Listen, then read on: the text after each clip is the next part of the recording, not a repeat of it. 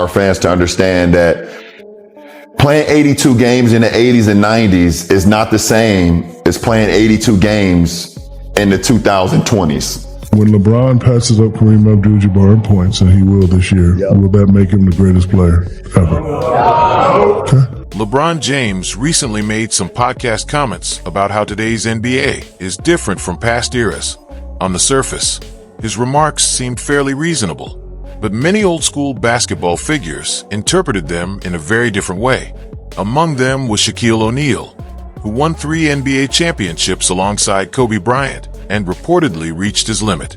What unfolded in the tunnel after the Lakers-Knicks game was anything but friendly. Before we get into it, leave a comment below. Do you think LeBron's remarks were actually disrespectful to Michael Jordan's era? Or do you believe Shaq misunderstood comments that were taken out of context? Share your honest opinion. Now, let's go back to the beginning, because understanding the full context is key.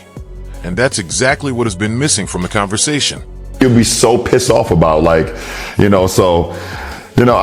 some point, like you said, it'd be a conversation that'd be brought up again, and hopefully we can kind of figure it out and get to a better place about it, because the game is different. I want people to understand, and our fans to understand, that playing 82 games in the 80s and 90s is not the same as playing 82 games in the 2020s.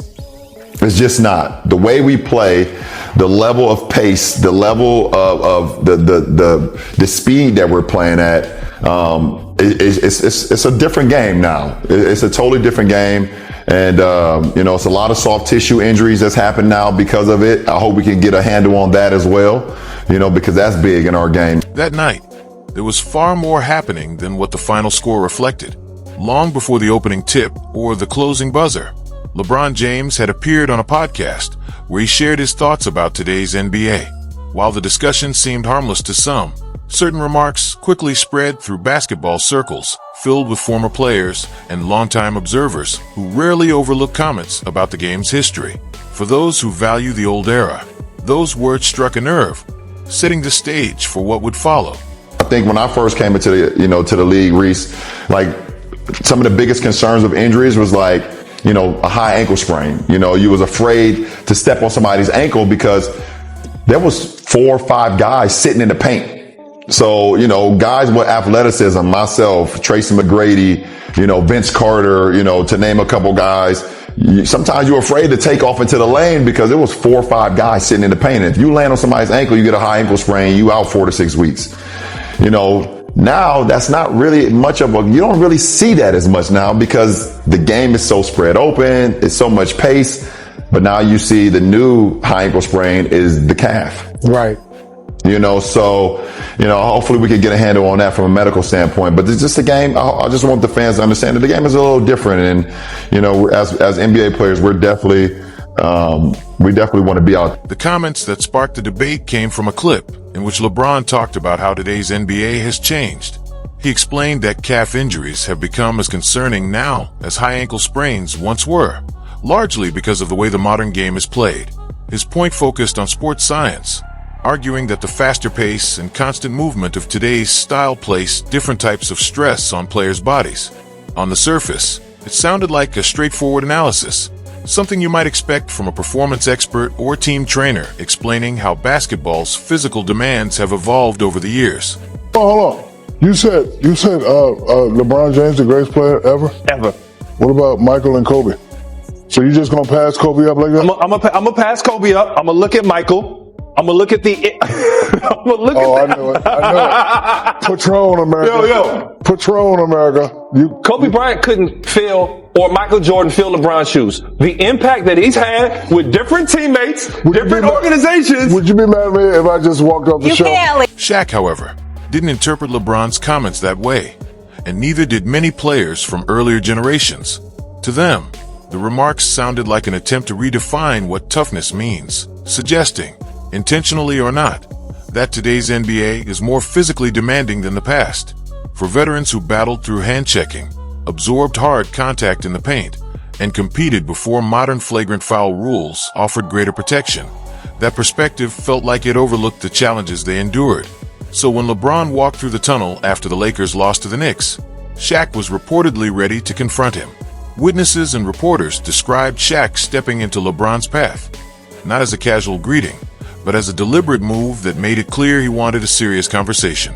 At 7'1" and around 300 pounds, Shaq's presence alone sent a powerful message.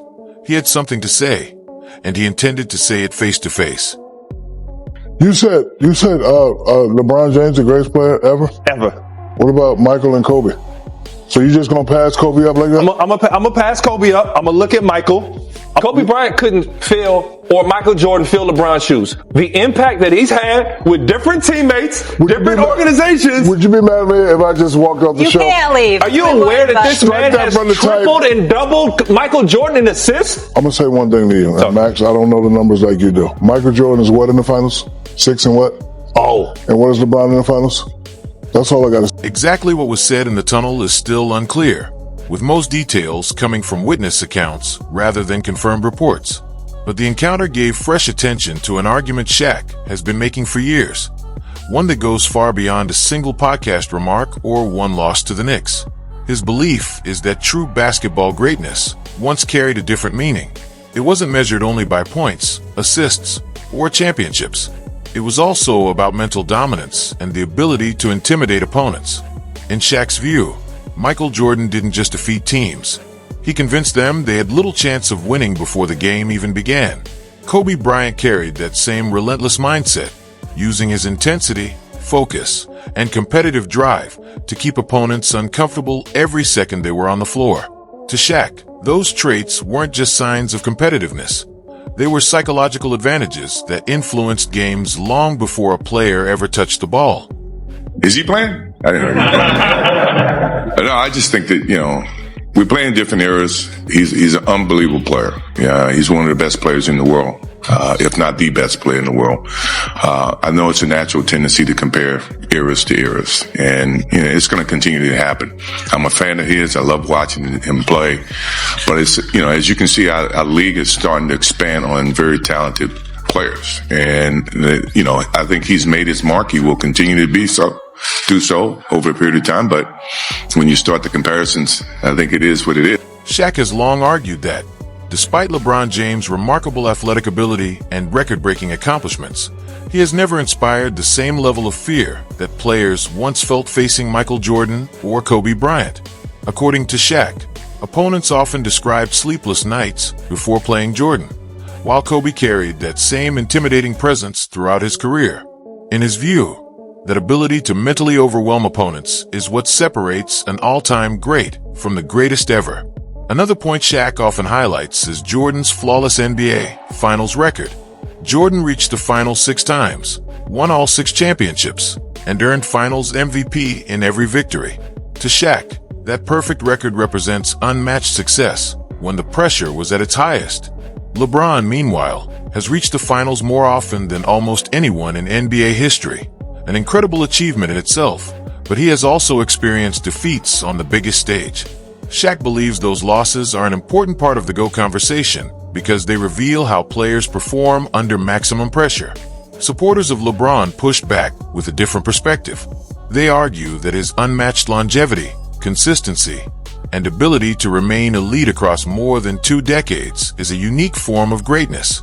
Jordan's peak was legendary, but his career included multiple retirements, while LeBron has maintained superstar production season after season longer than anyone before him. Shaq's response is that sustained excellence and total dominance are not the same thing.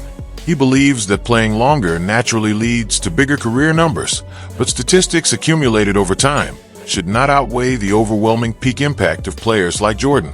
In his eyes, true greatness is defined by complete control of the game and the psychological edge that leaves opponents believing they have little chance to win. Shaq also points to LeBron's current role with the Lakers as another factor in the debate. As the team transitions toward its next chapter, the spotlight has shifted away from LeBron as the unquestioned centerpiece. Shaq contrasts that with his own championship years in Los Angeles, when he believes there was never any doubt that the team's success revolved around him. To Shaq, being the clear driving force behind a dynasty carries significant weight when comparing basketball's greatest players.